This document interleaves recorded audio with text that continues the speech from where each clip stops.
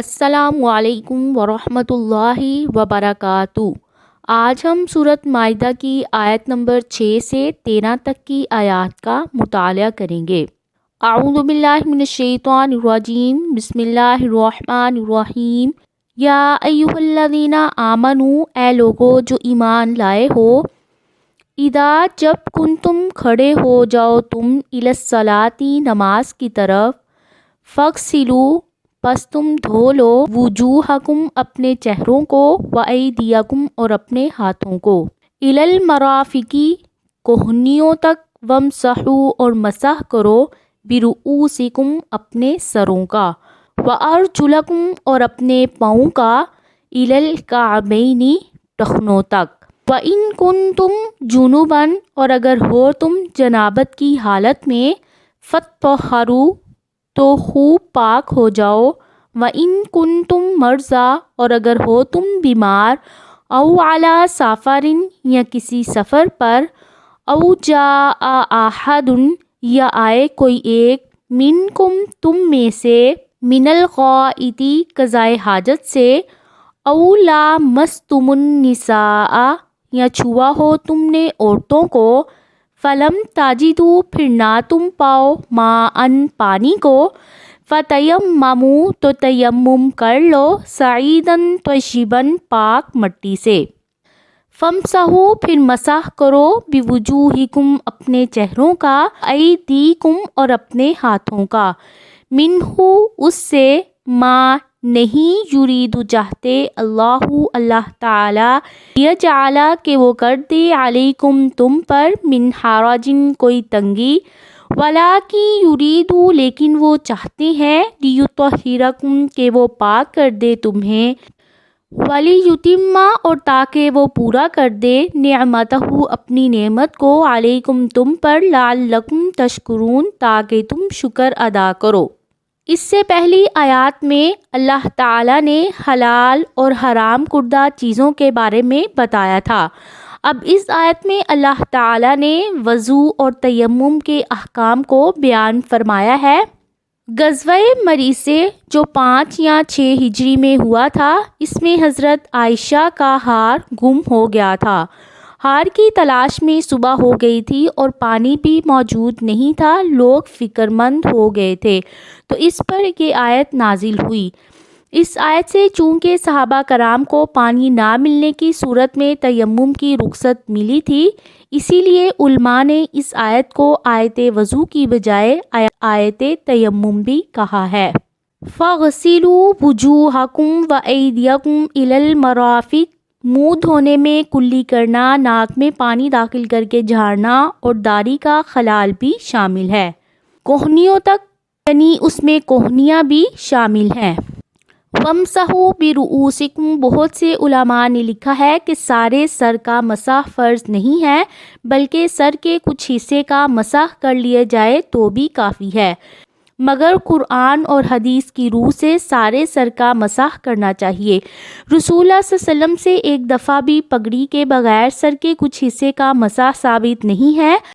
آپ دونوں ہاتھ آگے سے گدھی تک لے جاتے تھے، پھر واپس لے آتے تھے۔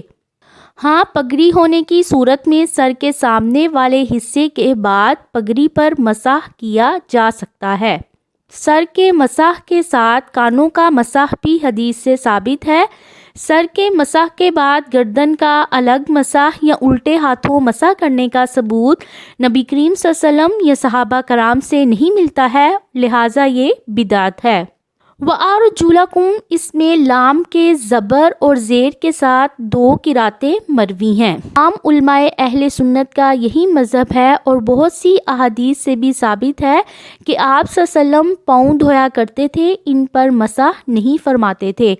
عبداللہ بن عمر رضی اللہ تعالیٰ عنہ بیان کرتے ہیں، ایک سفر میں رسول اللہ صلی اللہ علیہ وسلم ہم سے پیچھے رہ گئے، پھر آپ نے ہمیں پا لیا، نماز کا وقت ہو گیا، ہم وضو کر رہے تھے اور جلدی میں اپنے پاؤں پر گیلا ہاتھ پھیر رہے تھے۔ رسول اللہ صلی اللہ علیہ وسلم نے بلند آواز میں 3 مرتبہ فرمایا، ان ایڑیوں کے لیے آگ میں بڑی ہلاکت ہے۔ اگر موزے یا جرابیں باوضو ہونے کی حالت میں پہنی ہیں تو ان پر صحیح احادیث کے مطابق مسح کیا جا سکتا ہے۔ فَاذْكُرُوا اور تم یاد کرو نعمت اللہ اللہ کی نعمت کو علیکم جو تم پر ہے وَمِیثَاقَہُ اور اس کا پختہ عہد الذی وہ جو واثقکم اس نے تم سے عہد لیا بِہِ اس کے ساتھ اذ قلتم جب کہا تم نے سمعنا ہم نے سنا وَأَطَعْنَا اور ہم نے اطاعت کی وَاتَّقُوا اللَّهَ اور تم اللہ تعالیٰ سے ڈرو ان اللہ بے شک اللہ تعالیٰ علیم خوب جاننے والے ہیں بذات الصدور سینوں والی باتوں کو۔ اس آیت میں نعمت سے مراد اسلام ہے، میثاق سے مراد وہ عہد ہے جو رسول اللہ صلی اللہ علیہ وسلم نے ہر آدمی سے مسلمان ہونے پر لیا تھا۔ چونکہ وہ اللہ کے حکم سے تھا اس لیے اللہ تعالیٰ نے اسے اپنی طرف منسوب فرمایا ہے۔ اس سے مراد وہ عہد بھی ہو سکتا ہے جو اللہ تعالیٰ نے حضرت آدم علیہ السلام کی اولاد سے لیا تھا جو ان کی فطرت میں داخل ہے۔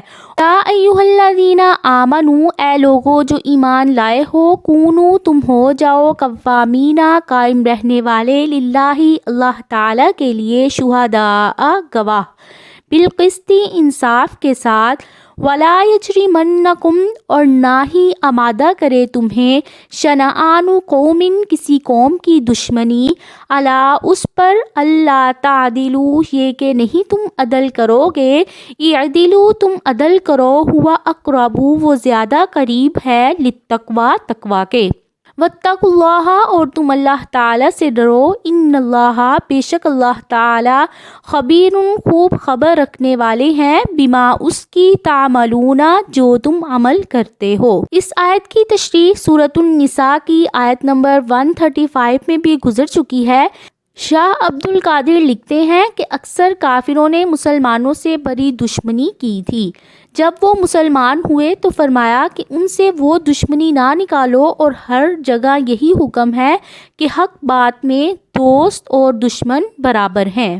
وعد اللہ وعدہ کیا اللہ تعالیٰ نے الذین آمنوا ان لوگوں سے جو ایمان لائے وعملوا الصالحات اور جنہوں نے نیک عمل کیے لہم ان کے لیے مغفرت ہے واجر عظیم اور بہت بڑا اجر ہے۔ الذین کفروا اور وہ لوگ جنہوں نے کفر کیا وکذبوا اور انہوں نے جھٹلایا بآیاتنا ہماری آیات کو اولئک یہی لوگ اصحاب الجحیم جہنم والے ہیں۔ یا ایھا الذین آمنوا اے لوگو جو ایمان لائے ہو اذکروا تم یاد کرو نعمت اللہ اللہ کی نعمت کو علیکم جو تم پر ہے اس جب ہم ارادہ کیا قوم ایک قوم نے یبسطوا یہ کہ وہ بڑھائیں الیکم تمہاری طرف ایدیہم اپنے ہاتھوں کو فکفا پھر اس نے روک دیے ایدیہم ہاتھ ان کے عنکم تم سے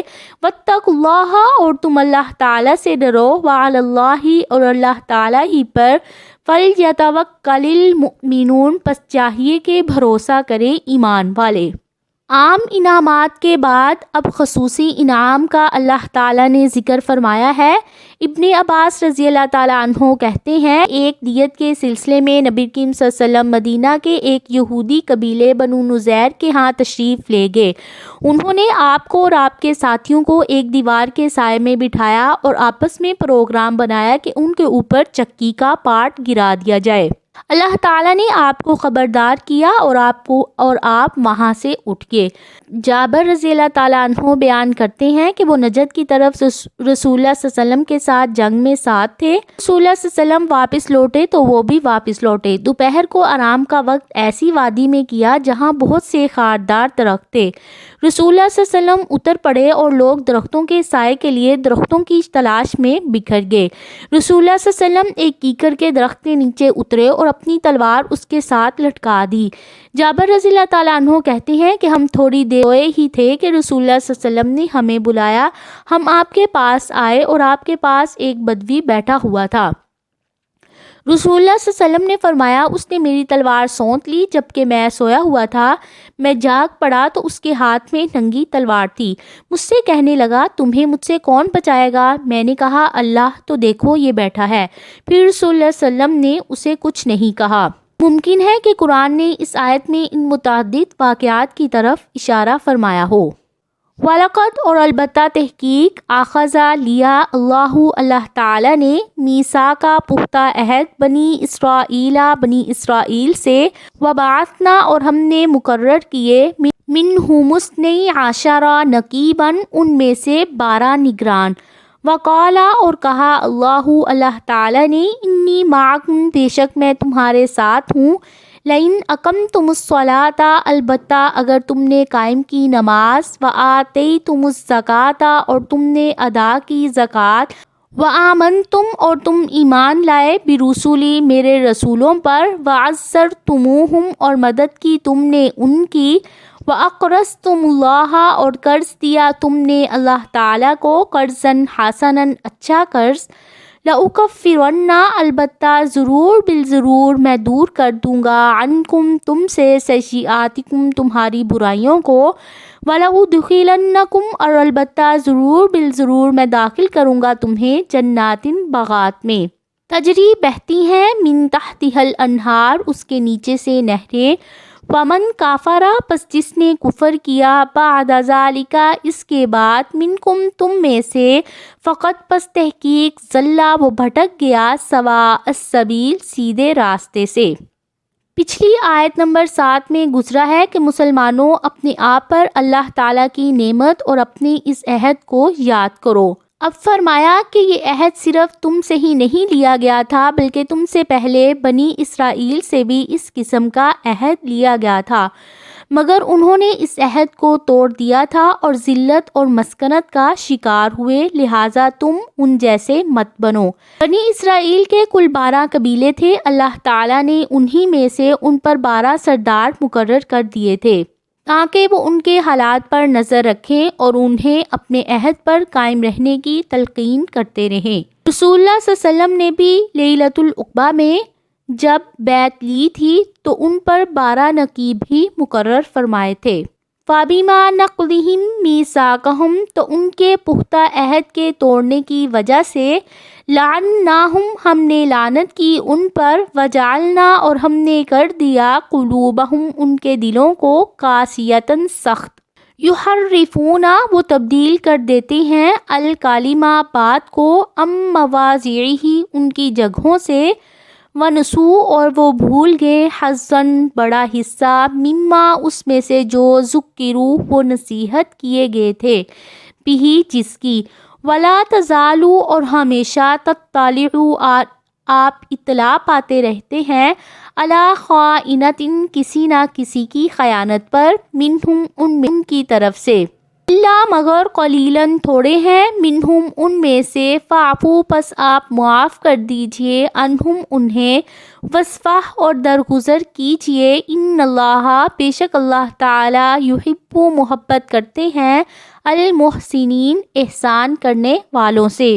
اللہ تعالیٰ نے بتایا کہ انہوں نے اپنے عہد و میثاق کی پاسداری کی بجائے اس کو توڑ دیا، نماز کو ضائع کرنا شروع کر دیا اور اپنی خواہشات کے پیچھے لگ گئے، زکوٰۃ اور قرض حسنہ کی بجائے بخل اور کمینگی کی انتہا کو پہنچ گئے اور سود لینا شروع کر دیا، رسولوں اور ان کی کتابوں پر ایمان لانے جہاد کے ساتھ انہیں قوت دینے کی بجائے کتابوں میں تحریف کی اور جہاد میں جانے سے صاف انکار کر دیا۔ رسول اللہ صلی اللہ علیہ وسلم کے فرمان کے مطابق امت مسلمہ میں ایسے لوگ قیامت تک رہیں گے جو حق پر قائم رہیں گے اور حق کی طرف لڑتے رہیں گے، انہی کو علی الحق منصورین کہا گیا ہے۔ تورات کے بہت سے حصے پر عمل ترک کر دیا جس کے نتیجے میں اللہ تعالیٰ نے ان پر لعنت کی اور ان کے دلوں میں نفاق بھر گیا۔ قصیۃٌ یا قاسیۃ اصل میں اس سکے کو کہتے ہیں جس میں ملاوٹ ہو، اس کا معنی شدت اور سختی ہے۔ خالص سونا اور چاندی نرم ہوتے ہیں، ان میں جتنی زیادہ ملاوٹ ہوتی جاتی ہے اتنے ہی زیادہ وہ سخت ہوتے جاتے ہیں۔ اللہ تعالیٰ نے بتایا کہ ان میں سے چند لوگ ایسے ہیں جو کسی خیانت اور بدعہدی کا مظاہرہ نہیں کریں گے اور ان سے خاص کر عبداللہ بن سلام اور ان کے ساتھی مراد ہیں۔ آخر کی آیت میں فرمایا کہ ان کی انفرادی خیانتوں اور بدعہدیوں سے درگزر کیجیے کیونکہ اللہ تعالیٰ احسان کرنے والوں سے محبت کرتے ہیں۔ یہ تھیں آج کی آیات جن کو ہم نے سمجھا۔ اللہ تعالی ہمیں بھی لوگوں کو معاف کرنے کی، درگزر کرنے کی توفیق عطا فرمائے، آمین۔